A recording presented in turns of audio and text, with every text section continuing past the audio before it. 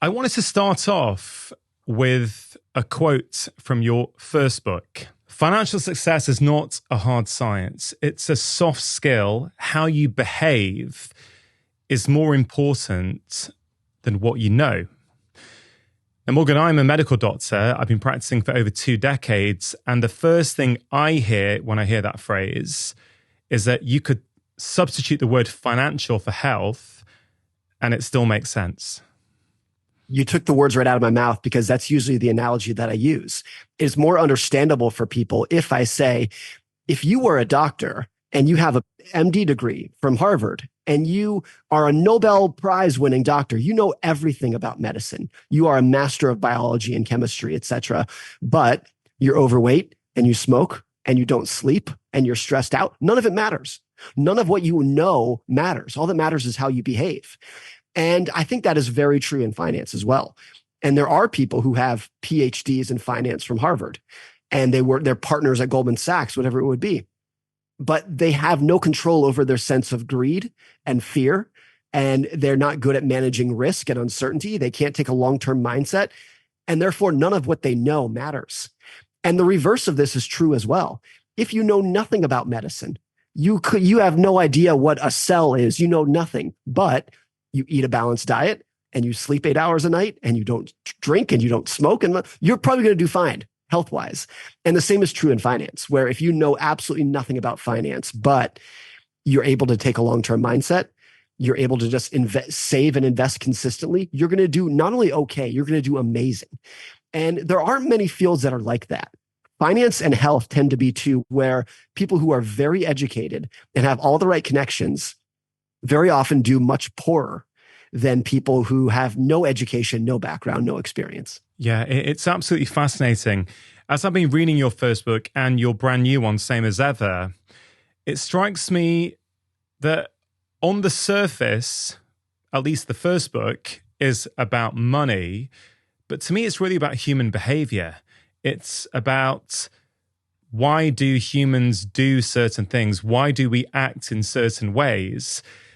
And as I say, it's so fascinating for me because so much of that is what I'm wrestling with at the moment as a doctor, which is this idea that people know the basics. The basics haven't changed in 50 years, right? Don't eat too much sugar. As you say, eat mostly real food, walk for 45 minutes a day, sleep 7 to 8 hours a night. You do that, actually, you're getting 80 to 90% of the way there with your health.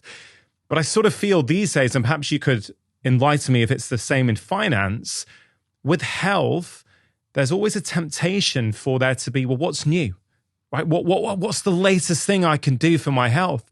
It's like, guys, the stuff I was talking about 5 years ago, the stuff other people were talking about 50 years ago, the stuff traditional Chinese medics were talking about 2,000 years ago, and Ayurvedic doctors about how you live in harmony with the world around you and with your body. Those principles haven't really changed that much, have they? And I think there's two things going on here because it's the exact same in finance as it is with health. The first is the desire for a shortcut, for a hack. So if you say, eat healthy food and sleep and don't drink, that actually takes a lot of effort. And you're removing things from people's lives that they want. Like people want to be able to eat Cheetos and drink tequila. But hey, if there's a pill or a supplement that I can take that will still make me healthy, that's what you want. Like you want the shortcut to where you don't have to put any sacrifice into your lifestyle. Very similar in finance, where investing for the long term works. If you're just going to like dollar cost average into basic index funds and hold them for 30 years, that works. And you'll build a lot of wealth. But it takes some sacrifice. It's boring. It can take a long time. And so in finance, people are like, well, what's the hack? What's the day trading strategy that's going to help me build wealth faster? So I can do it not in 30 years. I want to do it in 30 weeks. And so they're always looking for a shortcut. The other thing that's going on here is that I think it's very common in an innocent way for people to associate those basics with a lack of education or experience. So if as a doctor, you sat down with a patient and said, eat real food and sleep 8 hours a night, that patient might say, is this doctor an idiot? Does he even know what he's talking about? That's what he's talking about? My 8-year-old could have told me that. And I think it's true in finance. If your financial advisor says, buy index funds and hold them for 30 years, it's easy for the client to say, does this guy even know what he's talking about? You could have learned that in 4 seconds on Google. And so people want their expert, who by and large, they're paying a big fee and putting a lot of trust into, to know something that they don't. They want the expert to tell them something that they've never heard. And so in health, that might be, here's this crazy supplement you've never heard of. Here's this medicine you've never heard of. And in finance, it's, here's this amazing secret strategy that only the insiders have access to that I can tell you about. And that is very alluring to the customer. And I think very often, maybe this doesn't happen as much in health, but it happens very often in finance. The advisor, I think in an innocent way, to justify the fees that they're charging, want to make it more complicated than they know it should be. The advisor in their heart knows that the advice should be simple, but you can't charge for simple advice. So the advisor goes out of their way to make it more complicated than it needs to be. A lot of authors write the books that they need for themselves. So I'm interested, does that apply to you? And if so, what was the drive behind writing The Psychology of Money? Well, I always say that I write for an audience of one, which is me. I'm just writing for myself. I write about topics that I think are interesting, and I tell them in stories that I find appealing. And I really never think about the reader. I just want to write things that I think are interesting. And then there's a leap of faith that maybe other people will find it interesting as well. But you are absolutely right that within that process, because I'm writing for an audience of one, I'm trying to figure out my own problems.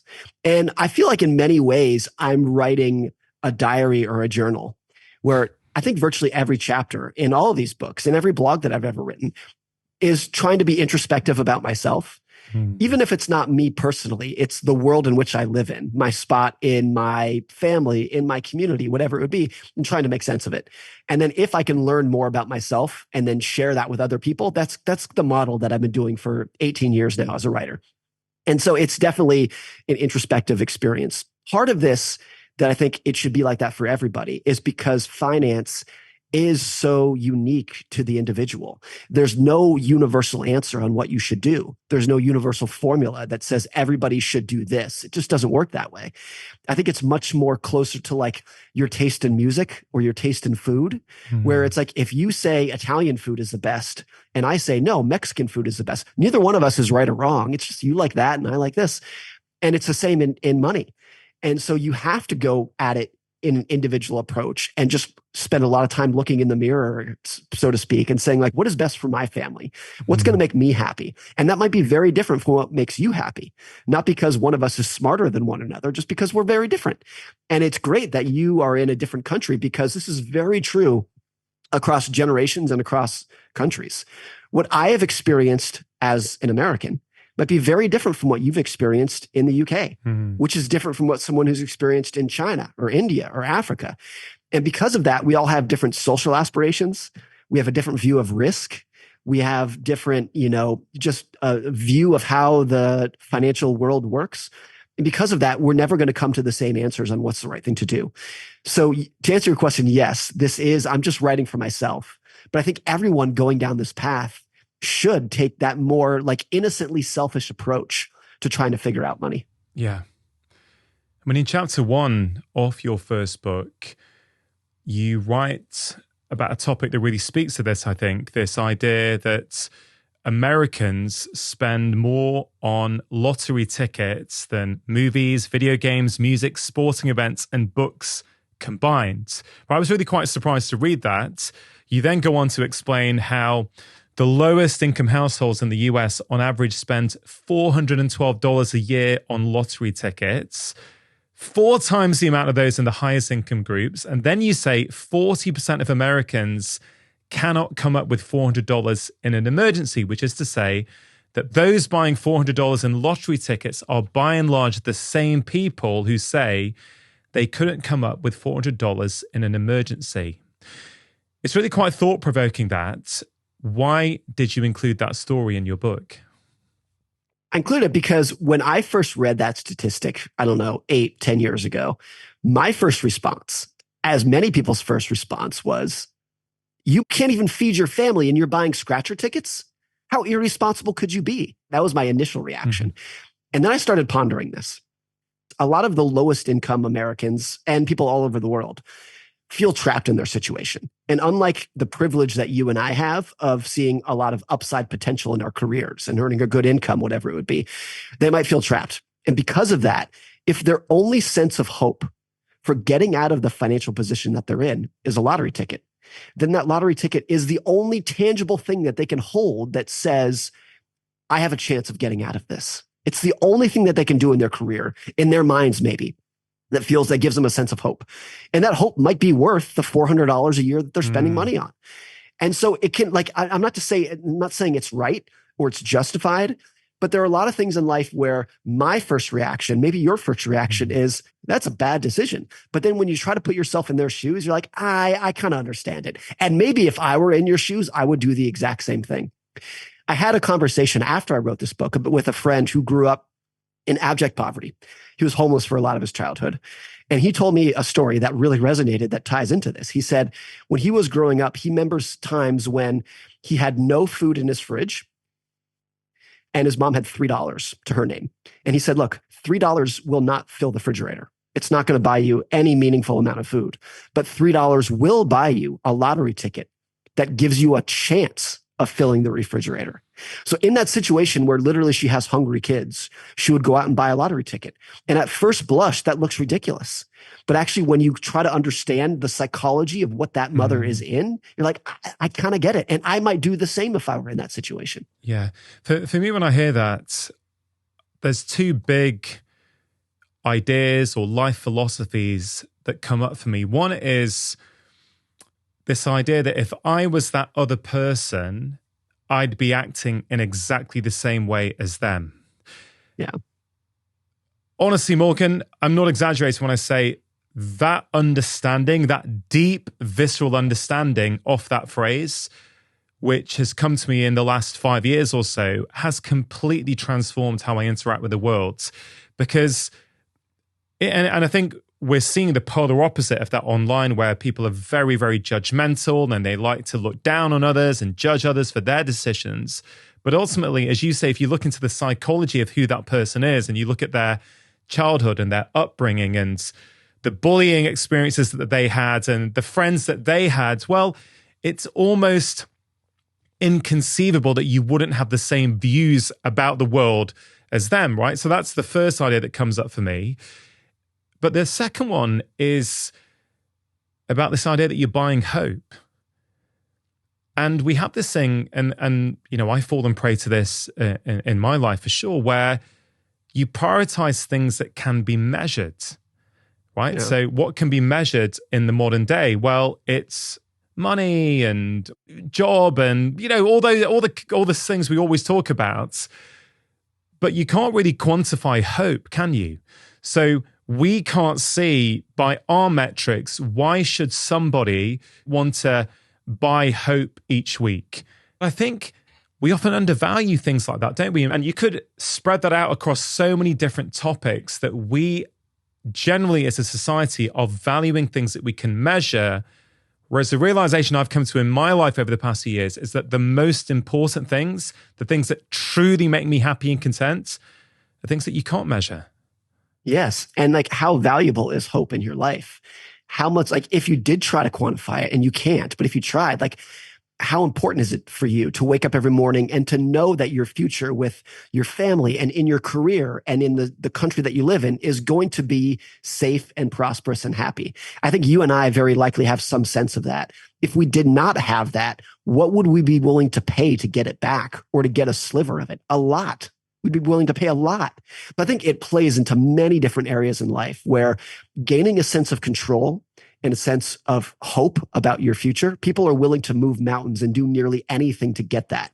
And if you don't have it in a natural sense from your career or your family, you will do things that might look crazy to you and I, but actually make perfect sense to that individual. There's so much research, isn't there, that people who have a sense of control over their lives are happier, they're healthier.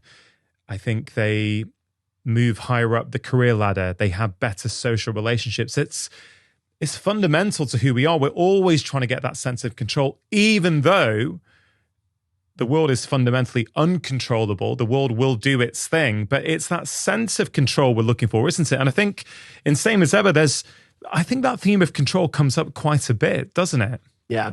Yeah. I mean, it's so fundamental. If you were to make a list of like the psychological traits that lead to a happy life, and you can define happy in many different ways, of course, but a sense of agency in your life, a sense of control, that the future is not a black box. It's not a dark cliff that you're staring over. The future is in your control. That sense, whether you're accurate about that sense or not, is so fundamental to your lifetime well-being.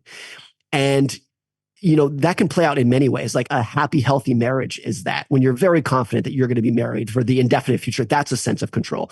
But also finance plays a huge role in this. The ability to work where you want, with whom you want, for as long as you want is massive. And compare that to the person who says, I hate my job. I have a long commute. I don't believe in my company, but I have to do this. I have to work in this job because I can't get another job. And if I quit this job, I can't pay my bills next week. So I have to do this. That you have no control over that. And having a lot of money does not always mean that you have a lot of control. I think there are many CEOs who make, $15 million per year who have no control over their lives. From 6 a.m. to midnight, they are scheduled every second of the day. They are beholden to various investor groups, labor groups, politicians, regulators. They actually have very little control over what they're doing. And at the same time, there are people who make way less money, very modest means, who have total control over their lives. They can do anything that they want. So this is not just a purely linear, if you have more money, you have more control. It really doesn't work like that. But having that sense of control, that the future is within your means, that the future is within, that you have a lever to pull to control what happens next to you, is absolutely, it's one of the few like universal psychological traits that's going to lead to happiness for more people around the world. For someone who's listening, Morgan, who says, yeah, that's me, I don't like my job. And the only reason I'm in it is because it's the only job I can currently get. And it's what feeds my family and keeps the roof over their head and keeps the heating on in the winter.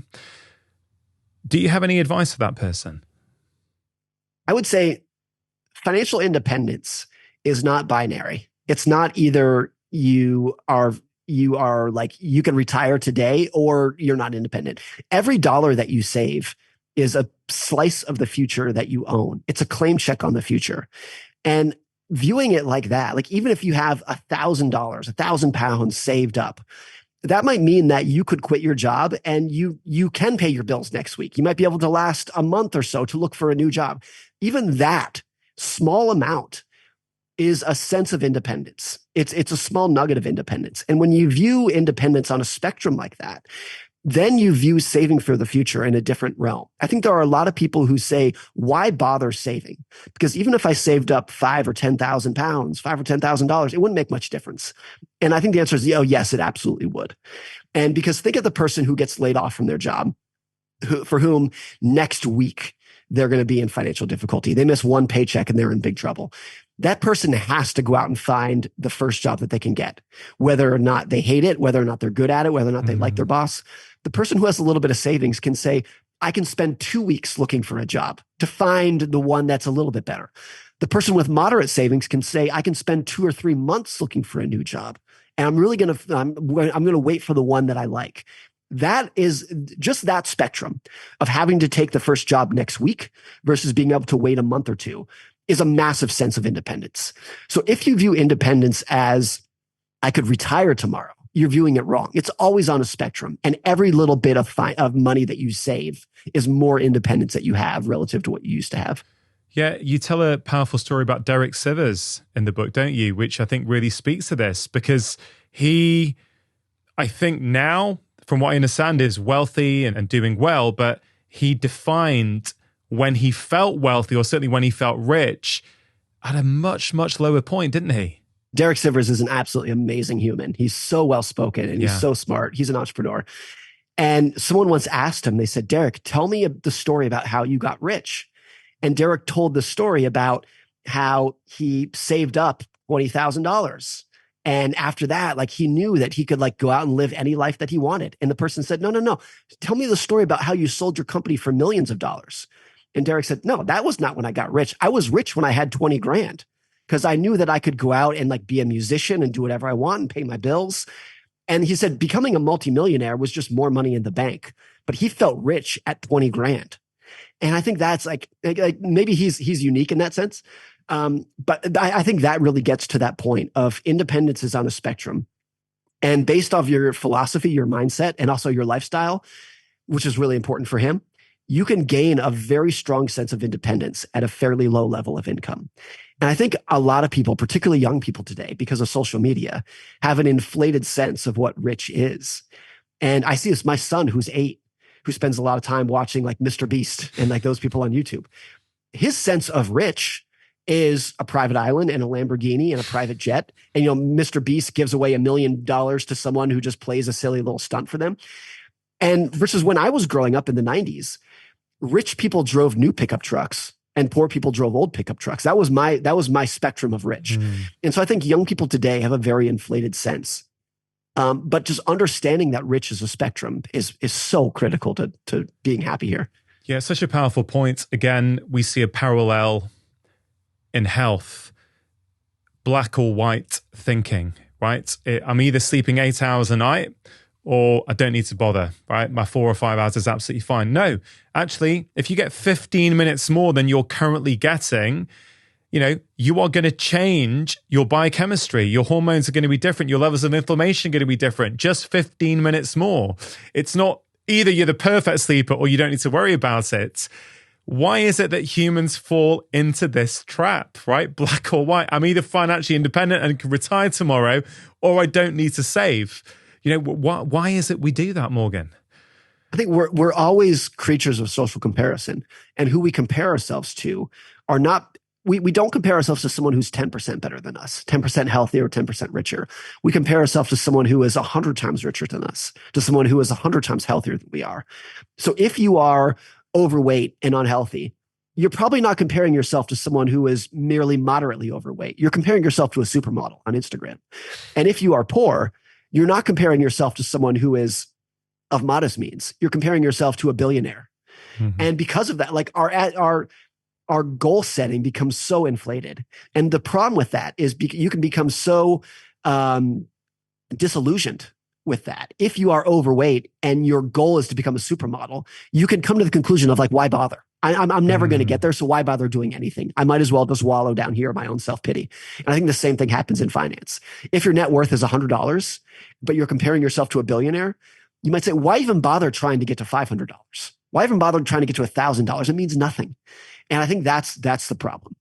And so like, be very careful who your role models are. I think if you are someone of lower means financially, your role model should be someone who is just one notch higher than you. And that can be very powerful because there's so much evidence that achieving those goals is what keeps you going. I mean, I'm a book author, and one of my things that I love to do is write short chapters because there's so much evidence that when someone finishes a chapter, when a reader finishes a chapter, they feel like they've accomplished something. And they're like, yes, made it through the next one. Let's move on to the next chapter. Versus if they come across a very long chapter, they're like, oh, this is going to be a slog to get through. And so if your financial goal is like, my net worth is $100, I want to make it to 500. Once you get there, you're like, hey, I did it. Like I achieved my goal. Like I got some momentum here. But if your goal is, I want to be a billionaire, you're going to feel like, why even bother? The mountain is too high to climb. Yeah. It's interesting that comparison tends to exist no matter where we sit on the spectrum. So if there's an author looking at you, they're going to go, wow, Morgan Housel sold, 4 million plus copies of your first book now, The Psychology of Money? Okay, that is a staggering amount of sales for one book.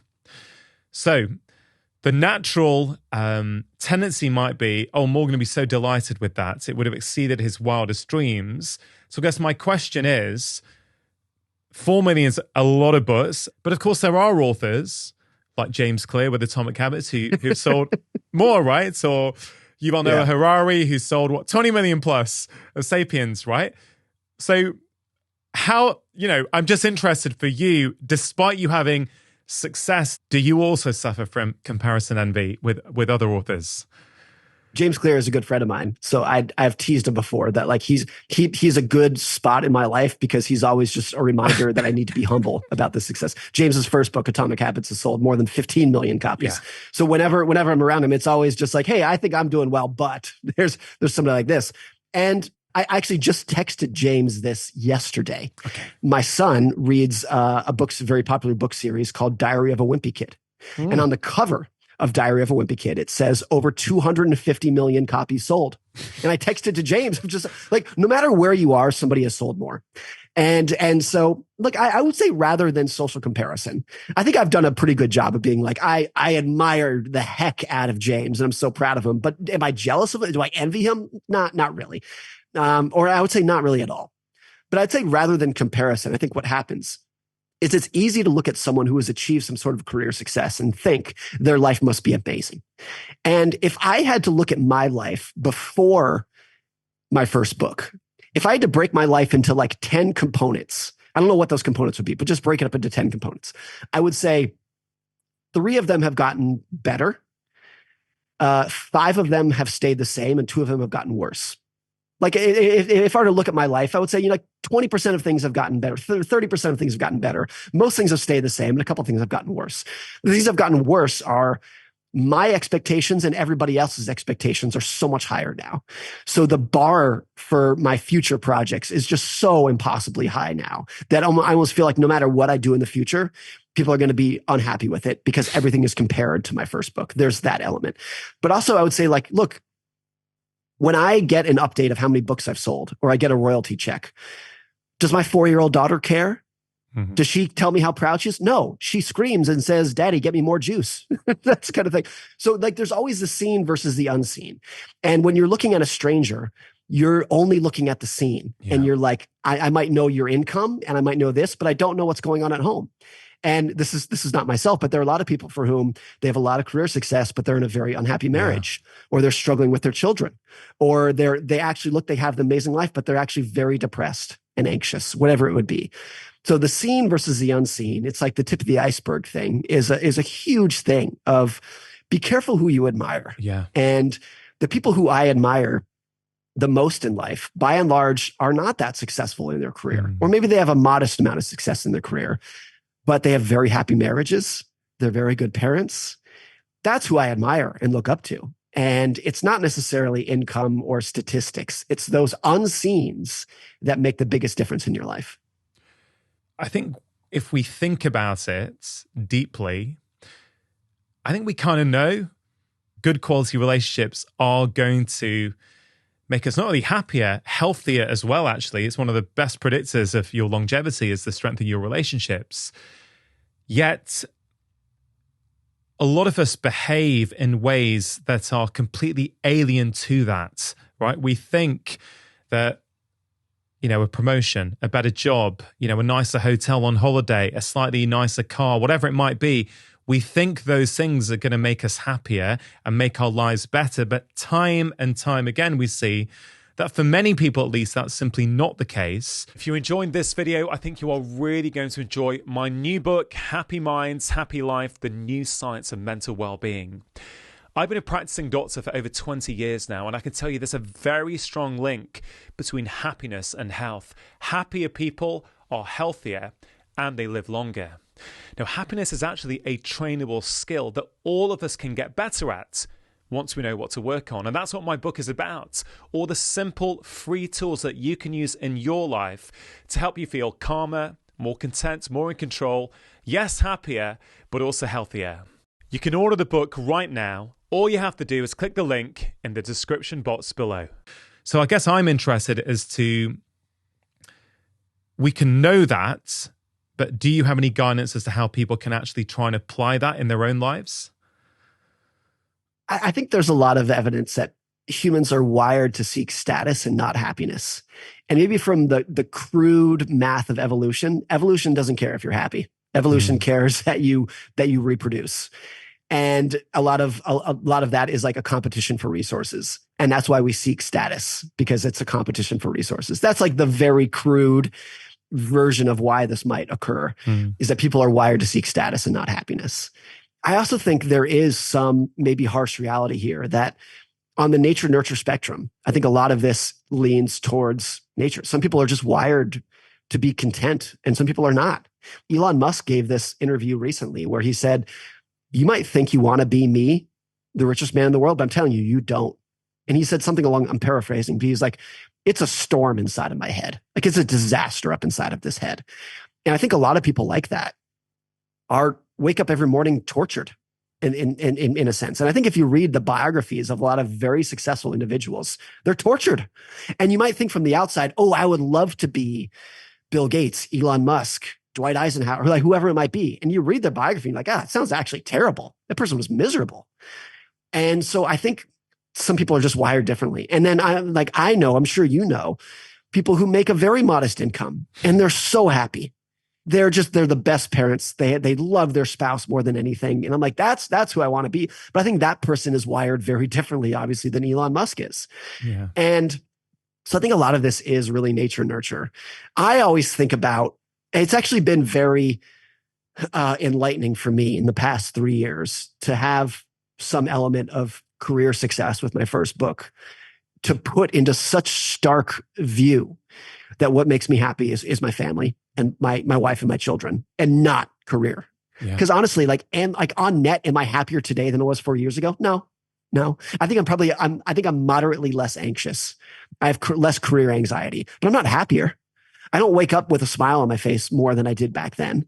What made me happy then was my wife and kids. And what makes me happy today is my wife and kids. That hasn't changed whatsoever. So it's actually been so clear and enlightening to me to be like, if I want to be happy in life, that's what I focus on. Yeah. It's them. It's not selling more books. It's not trying to make more money. It's them. And the irony has been with my career, what has happened in the last 3 years is like now I travel a lot more for work to go speak about my book, which means less time with my wife and kids. And it's like, if anything, it's like, oh, I'm spending less time with them now than I did 3 years ago. And that's bad. So I think once you experience this, there's a great quote from Jim Carrey where he says, I wish everyone could be rich and famous for a day so that they could see it's not the solution to their problems. Yeah. And I think that's been, obviously on a very different degree than him, very enlightening for me for the last 3 years in a good, humbling way to be like, no, what makes you happy is like, do you sleep well? Are you healthy? Actually, and also as I get a little bit older, I'm not in, I just turned 40. And relative to my 20s, I now know like I need to eat better and exercise more. And that's what's going to keep me happy. It's not selling more books. It's that. Yeah. It's interesting, this whole nature nurture conundrum. I believe that we can change so much of our personality. I believe that actually a lot of what we think is our personality is actually our adaptations to our childhood. So for example, I would say that the success I have had over the last 5 or 6 years, actually, as I reflect now, has made me happier, but not because of the success. It's made me happier because it's helped me realize that success and Instagram followers and book sales and podcast downloads don't actually make you happy. It's time with my wife. It's waking up with energy and vitality. It's being present with my children. It's taking time off every summer to go and explore the world with my family at the expense sometimes of career metrics that truly makes me happy. So it wasn't the success that made me happy, but it helped me realize that success doesn't make you happy. And so therefore, I will be very grateful that I have it, to have that realization. I feel that a lot of my wiring came from this feeling that I wasn't enough unless I succeeded. I've spoken about this on the podcast before, but Morgan, just the top line summary is that I very much developed the impression when I was a kid that I was only loved when I was top of the class or I had full marks, okay? That wasn't my parents' intention, to be really clear. They were just immigrants to the UK who wanted me not to face the same problems they faced. And so their way out of it for their children is for me to excel. Straight A student, go to a great university, become a doctor, you won't have any problems in life. So I get their rationale, but my rationale, my belief system was that I need to be successful. I need external validation in order to be happy. And over the last 5 or 10 years, basically since my dad died, I've unpeeled a lot of those layers. I figured out where they've come from. I processed them. And now so much of my personality has changed. I used to be hyper competitive. Now I'm not. I used to think that I needed the success. Now I don't. Now I'm very, very clear. We talked about hidden costs. We've spoken about that already in this conversation. Like, it is so rare that you will be able to get me to go and do a talk at a weekend conference. Now, yes, I have the luxury of being able to say yes or no. Some people may not have that. I totally acknowledge that. But now I will quantify, hold on, your kids are off. They're not at school at the weekends. So you traveling to London to go and give a 1-hour talk, yes, it's a great cause. Yes, it will help lots of people.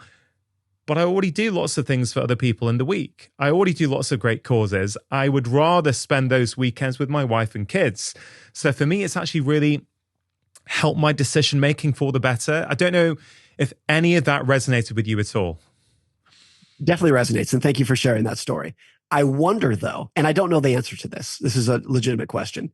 If you are the oddball, so to speak, in your ability to change the personality that was ingrained in you as a child. And I think most people would not be able to overcome that. That's my suspicion.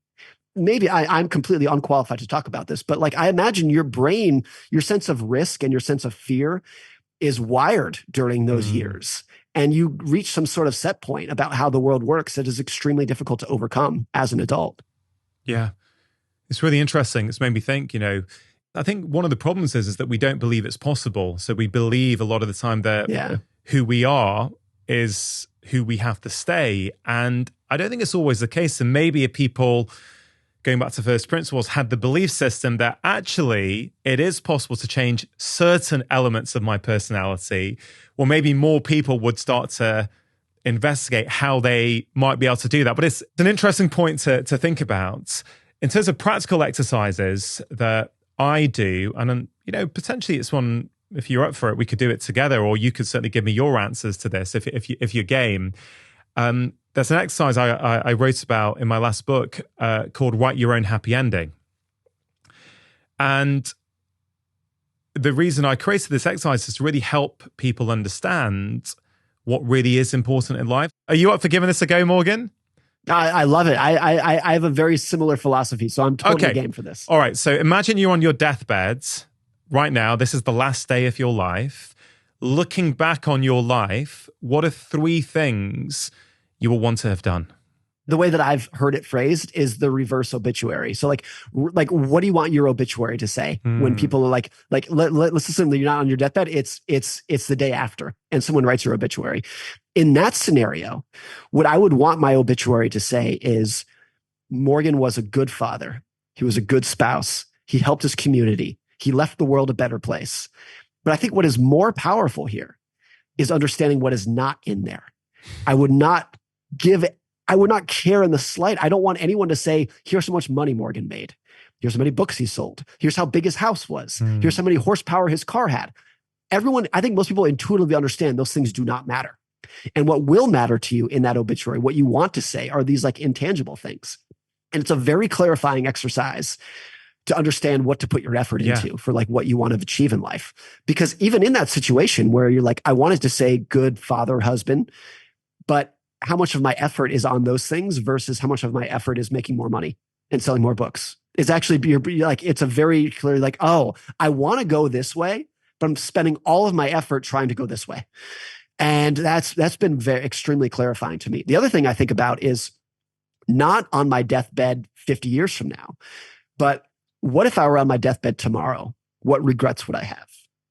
That's very clarifying to me. And for a lot of people, it will be some form of, I wish I had called this person. I haven't connected with them in years. I really should have. I wish I had forgiven this person. I wish I had, had more grace in this situation. I think that's more powerful to assume that your deathbed is tomorrow, to be very grim about it, and to ask, what would you regret? I'll tell you one element of this. In the financial sense, if I were on my deathbed tomorrow, I would have zero regrets for being a very frugal saver in my life, because I would take so much pleasure knowing that my wife and children are going to be okay financially. Thank you for sharing. And yeah, I've never heard that term reverse obituary, but I really, really like it. The second part of the exercise, for me at least, is to bring it into the present and go, okay, so these are three things you say you want to have done on your deathbed. So what are three, what I call happiness habits? What are three things you can do each week that are going to ensure you get that happy ending that you've just defined that you want?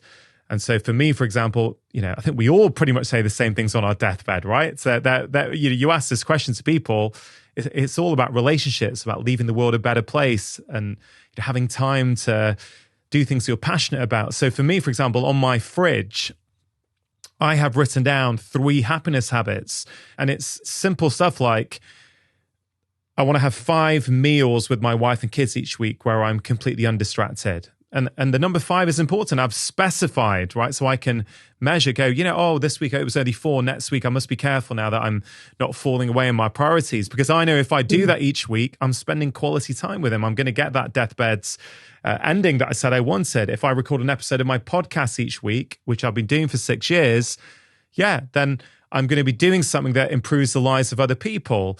If I can play my guitar or go for a run in nature each week, I've had a bit of time to, pursue one of my passions. And I find it such a simple exercise that, because, both your books are just so fantastic. They're really about human behavior to me. They're about, this is the way the world works, right? I mean, you wrote in Same as Ever, I think it's in the chapter on freedom, you talk about this book, 30 Lessons for Living, where the author interviewed 1,000 elderly Americans, right? Maybe you could talk about some of the learnings from that book. Yeah, there's a gerontologist named Carl Pillemer who did this amazing study where he interviewed 1,000 elderly Americans. A lot of them were centenarians. And he just asked them, like the theme of his book, he just sat down and said, give me some advice on life. You've experienced more life than almost anyone. What's your advice? And he has this part where he's talking about money. And he says, of the 1,000 people that he interviewed, not a single person looking back at their life said, I wish I earned more money. Not a single person said, I wish I worked harder. Not a single person said, I wish I made more money than my neighbors or my siblings. Nobody. What virtually all of them said was, I wish I spent more time with my kids. I wish I was nicer to people. I wish I forgave people more. That was universal. Money never even came up. And I think that's pretty astounding to think, because if you look at the habits of people in between age 20 and 60, what is it? It's work, work, work, work, work, more money, more money, more money. And part of that completely makes sense. You need to provide for your family, give them a great life, of course. But it's astounding between what our habits are early in life versus what our regrets are later in life, when we can look back with a greater sense of wisdom and more context of where all the pieces fell. So I think about that a lot too. And that's why in this reverse obituary, if you think about it, like money is not going to come up. Most people looking back on their own lives, or other people looking back on your own lives, are not going to care about that. They're going to care, like, were you a good person? And you see this a lot. Oh, I remember reading several years ago, and I don't know the person's name. It was not a famous person, but it was this incredibly shocking obituary along the lines of, my dad was a terrible father, hated everybody, made a lot of money, but knocked everybody over. Nobody liked him. We didn't like him. Our mom didn't like him. We're glad he's gone, and he can take all of his money with him. And that was the thrust of the obituary. Right. And I remember reading that and being like, I think that's actually fairly common. I think there are a lot of wealthy people whose children are just waiting for them to die, because the only goodness they provide in the world is their bank account. Yeah. They have no capacity for love or wisdom or humor. And I think that's really important. I think there's another element to this that's very important that I think about a lot, which is everybody in life just wants respect and admiration from different people, but everyone, like, that's a very universal thing. I want to be respected and admired, and I want to have a signal that I am needed in the world. And if you are not getting that sense of respect and admiration from your intelligence or your wisdom or your humor or your ability to love, your ability to help, if you can't get it from those, then a lot of people will seek it from, look at my fancy car. Look at my fancy house. That's where they try to get their respect and admiration from. But they're doing it because they cannot get it from anywhere else. They're trying to fill a hole in their life. Yeah. So I think if you are gaining your respect and admiration from love, intelligence, wisdom, humor, then you feel like you don't need to fill it with, look at my giant house and my flashy car. Mm-hmm. And so I think that plays a big role here. One of the most striking things for me when reading your first two books, Morgan, was the quotes you would share from this letter that you wrote to your son after he was born. First of all, it's really interesting to me as a parent of two kids myself that you decided to write a letter to your son after he was born. So I'm interested as to what was the sentiment behind that. But certainly from what I've read, there were two passages you shared. The first one was, you might think you want an expensive car, a fancy watch, and a huge house, but I'm telling you, you don't. What you want is respect and admiration from other people, and you think having expensive stuff will bring it. It almost never does, especially from the people you want to respect and admire you. What led you to write that? I think it was just my own experiences in life. That's really what it is. I mean, I've always thought in my life that it starts with the Warren Buffett definition of success, which he says is you are successful when the people who you want to love you do love you. And so I've often thought who do I want to love me? For me, it's my parents, my wife, and my two kids. I need them to love me. If any of them don't love me, there's no amount of career success that's going to lead to any amount of happiness in life. I need those, for people to love me in life. Then everyone else, and then after that, there's maybe 20 people who I want to like me and 100 people who I want to admire me. But after that, everything kind of falls away. And so I think really narrowing it down to those core people is important. But then if you're okay, if you're driving a Lamborghini, by and large, you're trying to impress strangers who you don't even care about their opinion. And by the way, they're not thinking about you. And so I think that was really clarifying to me. Is my wife and kids and parents going to love me more if I have a fancy car? Of course not. Of course not. No way in the world they were. Will they love me more if I spend more time with them? If I'm kinder to them? If I help them more? Yes, probably. So let's do that rather than focusing on the fancy thing. Yeah. It's so fascinating. First of all, I think it's important to acknowledge that depending on where you are in the world, depending on your current income and the pressures on you, yes, you may have to make certain decisions which may not be ideal. So some people may have to work 2 or 3 jobs, and that may impact on their relationships at this moment in time. But I do still think the wider point applies, because in Bronnie Ware's book, 5 Regrets of the Dying, and the book you just shared about, these life lessons from people towards the end of their life, these are people across all income spectrums, right? So these will have people who earn a lot of money, people who didn't. But still, the kind of learnings are pretty similar, aren't they? I remember reading this thing many years ago of David Cassidy, who was a very famous childhood star celebrity who died a couple years ago. And allegedly his last words on his deathbed were, "So much wasted time." And I remember thinking, could you imagine a worse feeling to have on your deathbed of looking back at your life and just thinking so much wasted time? Just taking a quick break to give a shout out to Element. Now, to be in optimal health, you need to be properly hydrated. When we are properly hydrated, it can lead to better sleep, more energy, better focus, better cognition.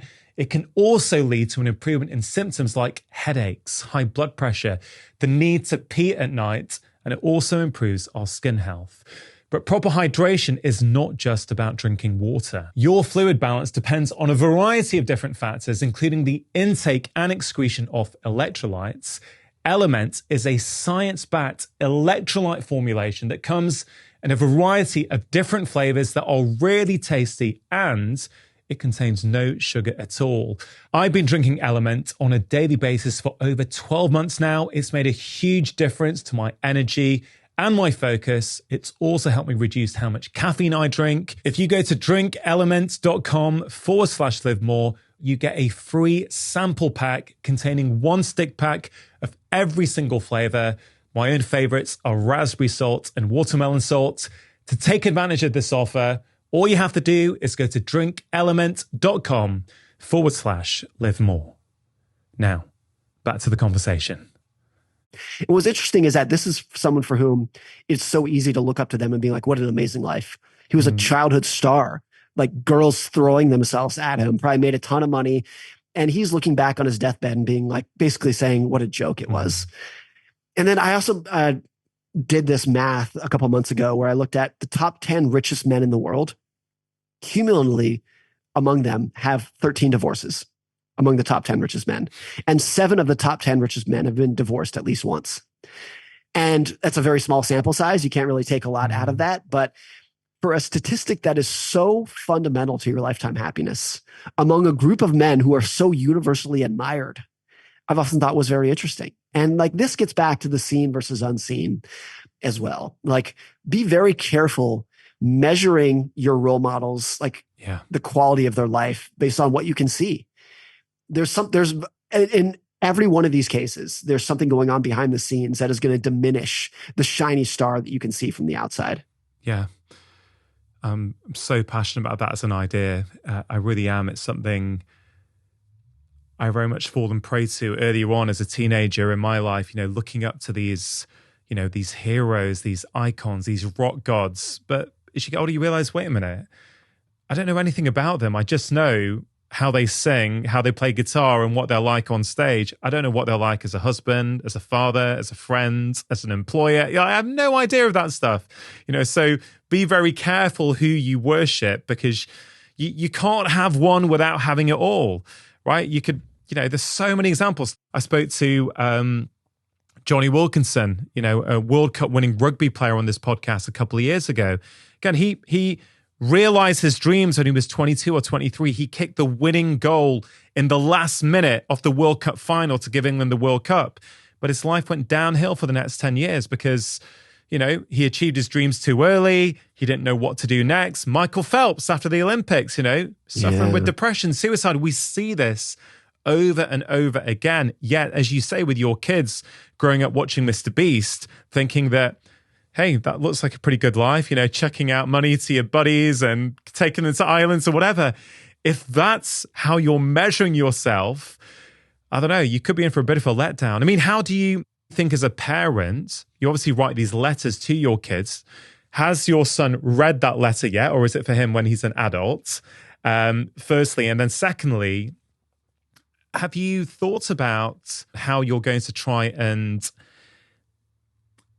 insulate your children from the effects of social media and comparison and, thinking that what Mr. Beast does is, a reasonable form of success? Nothing against Mr. Beast, to be really, really clear. Is just one person though, isn't he? Yeah. No, I think Mr. Beast is actually a wonderful person. He's just inflated the aspirations of an entire generation. In terms of my children, I had a very enlightening conversation just a month or two ago with a guy who's about my age, whose father is a multi-billionaire and has been for decades. So this guy who's my age grew up as a child of a billionaire with all of the trappings that come with it, private jets and mansions and everything that comes with it. And he is incredibly grounded, down to earth, normal, sane, wise, everything, which in my mind is actually very rare to grow up in a situation that is so disconnected from the norm, but actually and become an adult who really understands and is down to earth and humble. And I asked him, how'd your parents do it? Like, how are you this humble and down to earth growing up like that? And he said something that was really interesting. He said, the reason a lot of rich kids grow up spoiled is because the parents are obsessed with money. And by the way, that's why the parents are rich to begin with. And so the kid grows up with the parents telling them nothing matters more than money. Money, money, money. And again, that's why the parents are rich. But the child grows up thinking that nothing else matters. And that's where the sense of superiority comes from. Because if as a child you are told nothing matters more than money, and then you learn that you have more money than everybody else, you think, I'm superior to everybody else. But this kid whose parents were billionaires said money honestly never really came up as a kid. He said they knew they had more than others, but we don't talk about it every day. But what their parents did talk about was like, how to be a good person, how to help other people, how to be a good spouse. Money just never came up. It was just not a topic of conversation. And so I think about that a lot. Like, even if you do have above average income, if you just don't really talk, if you just don't talk about it, you just go out of your way. Like, kids are very good at perceiving what you as parents are drilling into them is the most important thing. Yeah. And if you're drilling into them that money is the most important thing, that's what they're going to take away. And so I try to think about that a lot as a parent, but it's also very, very difficult to do, because I think a lot of that, back to our conversation before, is nature nurture. And maybe this guy who I talked to, the son of a billionaire, was just wired to be humble and wise and down to earth. Yeah. And maybe that's the takeaway. So it's like, I think there could be strategies to point you in the right direction, but at the end of the day, your kids are going to be who they're going to be. Yeah. The biggest thing I think I've learned in parenting in 13 and a half years now of being a dad is that kids do what they see you do, not what you tell them to do. And so one of the things I try my very best at, I'm not perfect, but I try and model the behaviors in front of them and around them that I hope they take on. And, and that generally is about being present, being kind to others, treating everyone with respect. In fact, the second part of that letter that you shared, that you wrote to your son, was this: some people are born into families that encourage education, others are against it. Some are born into flourishing economies, encouraging of entrepreneurship. Others are born into war and destitution. I want you to be successful and I want you to earn it, but realize that not all success is due to hard work and not all poverty is due to laziness. Keep this in mind when judging people, including yourself. What a beautiful thing to write to your son. Thank you. And I think that a lot about myself. I'm a college-educated white American male. I should not pretend that any relative level of success that I've had has been all my own hard work and intelligence. That would be ridiculous to assume. So I think it's always very important to understand the natural advantages and disadvantages that you have in life and calibrate your expectations of yourself and others accordingly. And people are very aware and cognizant of risk, particularly in their own life. They understand risk. Risk is there are bad things that can happen to you that are outside of your control, but they're almost completely blind and ignorant to luck, which is the exact same thing in the other direction. Mm-hmm. My definition of luck is good things can happen to you that are outside of your control. It's the exact same thing as risk, but we obsess over risk and we completely ignore luck. I think the reason is if I say you got lucky, I kind of look like a jealous jerk. So I don't want to say that. And if I look in the mirror and say, Morgan, you got lucky, that makes me feel bad too. I want to think that the things that I've built were because of my own decisions, my own free will. But so I think we just massively underestimate the forces of luck in life while we obsess over the forces of risk. We're very cognizant of the downsides and ignorant of the upsides. Just moving on to finance for a moment. If someone's listening to this, Morgan, and let's think about three categories of people, right? Let's say someone is not earning very much at all. They struggle with money. They don't have much, and they're always looking to how they can get more so they can provide themselves and the family with security. So that's category one. Let's say category two is someone who's kind of doing okay, but wants a bit more than they currently have, which may well also be everyone, but let's just call it category two. And then category three, let's say, is someone who is, by most standards, doing very well, is wealthy and has enough. If you were to give one piece of financial advice to each of those three categories, do you know what it might be? I think it might be the same to all of them. Really? Which is like, what's going to make you happy is by and large not the thing you think it's going to. And there's a great quote from an author who says something along the lines of, once you move past the element of needs, you need shelter, you need food, you need healthcare, you move on to figuring out what you want. Like you move on to wants. And what we want, knowing what we want is much more difficult than knowing what we need. We know what we need. And it's very difficult to know what you want. And I think for all three of those groups who are just like, hey, like I'll bet I'll have a better life if I have this. by and large, like most people will revert to thinking about material goods. If I have a bigger house, I'll be happier. If I have a nicer car, I'll be happier. And no matter where you are on the income spectrum, that's what you're thinking. Even the very rich person is thinking like, oh, if I have, like, I live in a mansion now, but if I have 2 mansions, I'll be happier. And for all of those people, I think there's a sense of fooling yourself. I think it gets back to humans are wired for status and not for happiness. We are always, no matter where we are in the income spectrum, no matter where we are in the material spectrum, the solution to our problems in our own minds is if I have a little bit more, it'll be better. And this has been true forever. John D Rockefeller was once asked when he was the richest man in the world.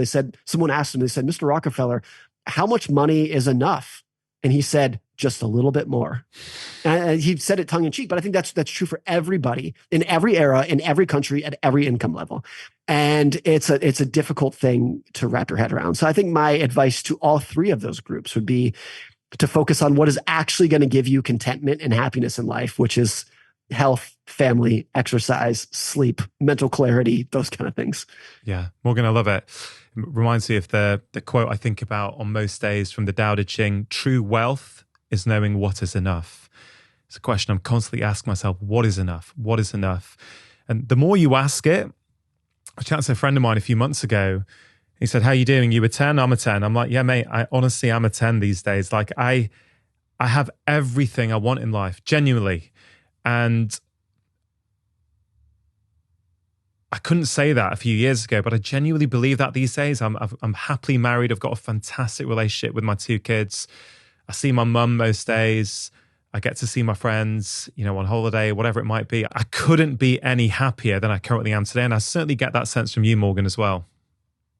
Yeah, I think that's true for me most days. I think my entire life, I've leaned towards an anxious personality and a worst case scenario thinker personality. I think that's just kind of who I am. Mm-hmm. I think I've become happier as I embrace it, that's who I am. And just understanding, like, so much of meditation is not like fixing your thoughts. It's just identifying and being aware of them. Yeah. So I think that's what's really been the case for me. But I feel like that a lot too, of just like, I have a great marriage. I have a good relationship with my kids. There's a sense of like, even on the days where you don't feel like a 10, it's important to take a step back and be like, well, what would make you happy? Because you got a lot right now. You got a lot. Like, don't pretend that if you had X, Y, and Z, you would be happier on most days. Like, for some people, that would really be the case. But I just lean towards a level of anxiety that might be a little bit higher than most. Yeah. Morgan, it's been such a joy talking to you. I think, your books are both absolutely fantastic.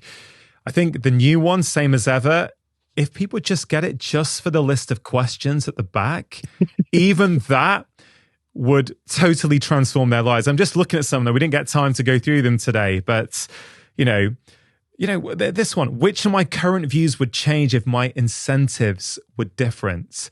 That's such a great question. How many things outside my control contributed to things I take credit for? Who do I look up to that is secretly miserable? I mean, there's about 20 questions there. So Morgan, I think you're doing great work. I think your work is about human behavior rather than money. And I think it applies to health as much as anything else. Thank you for making time to come on the show. Thank you so much for having me. This has been a lot of fun. Thank you. If you enjoyed that conversation, I think you are really going to enjoy this one about how to achieve your full potential in life. We underestimate ourselves. People suffer from imposter syndrome, and they don't believe that they're capable of greater things. Why does that happen? It happens because we tend to judge our potential by our starting point.